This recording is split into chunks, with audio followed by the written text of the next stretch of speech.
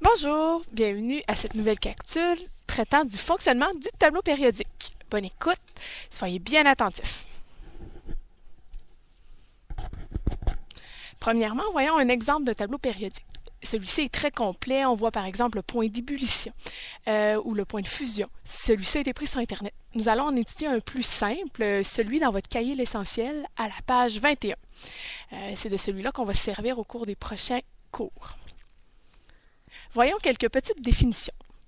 Le tableau périodique des éléments est un outil qui regroupe les éléments connus. Les éléments y sont classés selon leurs propriétés chimiques ou physiques. On y retrouve des éléments naturels et synthétiques, c'est-à-dire artificiels. Le premier tableau périodique a été inventé par Mendeleïev en 1869. Il avait à ce moment-là laissé des cases vides qui ont été par la suite comblées avec les différentes recherches d'éléments qu'on a trouvés. Reprenez votre cahier l'essentiel à la page 21. On va étudier de façon plus particulière les cases du tableau périodique. Voici une case du tableau périodique. On a ici l'azote. Il y a différents chiffres, un 7, un 14. Il y a des symboles comme le N et le mot azote. Nous allons les étudier plus particulièrement. Premièrement, le chiffre en haut. Ici, c'est un 7. Le 7 représente le numéro atomique. Quand on regarde dans le tableau périodique, les numéros atomiques sont placés en ordre. Voyons un exemple sur le tableau qui suit.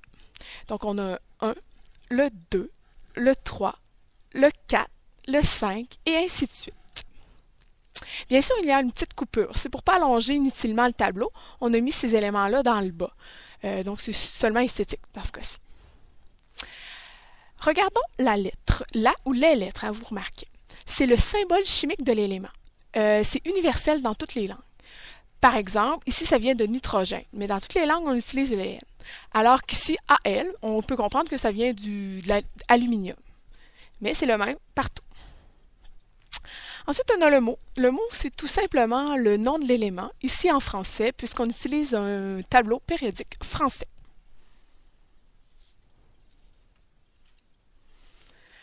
Dans le bas, on retrouve la masse atomique. Ici, c'est le 14.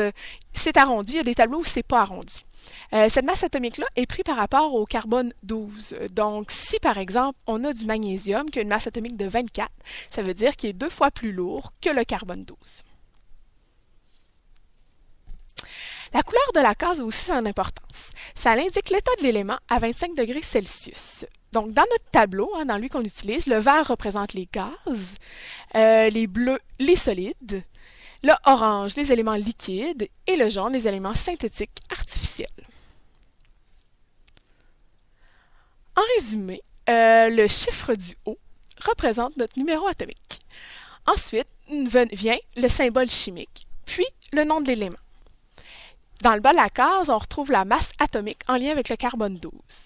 La couleur de la case représente l'état de l'élément à 25 degrés Celsius. D'informations supplémentaires, les rangées représentent la période. La période, c'est le nombre de couches électroniques. On a premièrement les alcalins dans la première colonne, qui sont très réactifs, les alcalinotéraux un petit peu moins. Vers la fin du tableau, on va retrouver nos halogènes qui sont toujours combinés avec d'autres éléments qui sont à ce moment-là réactifs.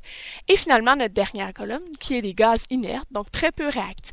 C'est des informations supplémentaires que vous allez avoir le temps d'étudier plus tard. Prenez votre cahier l'essentiel aux pages 20 et 21 et soulignez les éléments importants.